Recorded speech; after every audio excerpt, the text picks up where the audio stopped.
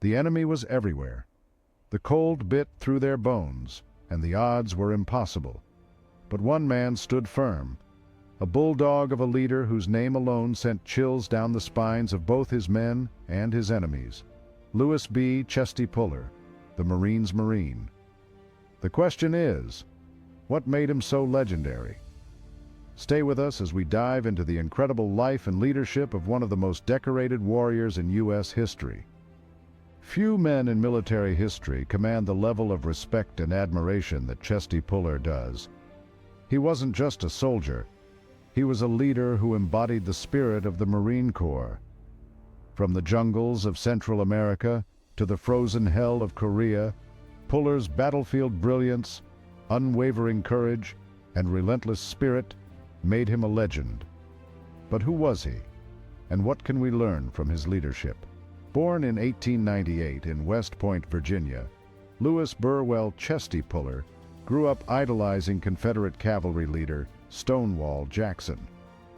The battlefield called to him, and in 1918 he enlisted in the U.S. Marine Corps.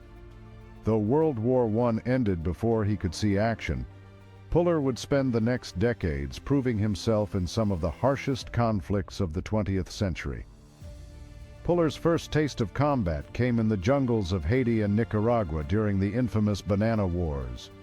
Fighting ruthless guerrilla forces, he honed the skills that would define his career: aggressive leadership, fearless tactics, and an unbreakable will. It was here that he learned an invaluable lesson: lead from the front, and your men will follow. But it was in World War II that Puller became a household name. At Guadalcanal, outnumbered and outgunned, he led his Marines in a desperate stand against relentless Japanese assaults. His strategy? Hold the line at all costs. His famous quote? "We're surrounded." That simplifies things. The result?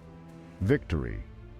His fearless leadership earned him the Navy Cross, one of 5 he would receive in his career.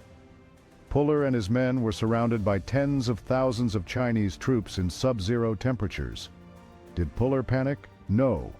He famously declared, "They have us surrounded? Good. Now we can fire in every direction." Instead of retreating, he led a fighting withdrawal so effective that his Marines inflicted staggering losses on the enemy and lived to fight another day. Chesty Puller's leadership was built on 3 core principles: lead from the front, never ask your men to do what you wouldn't, and never surrender. He demanded excellence, but he also cared deeply for his Marines. His men followed him not out of fear, but out of unwavering respect. Chesty Puller retired in 1955, but his legacy lives on. His name is still spoken with reverence in Marine Corps history, and his lessons are still studied by leaders worldwide.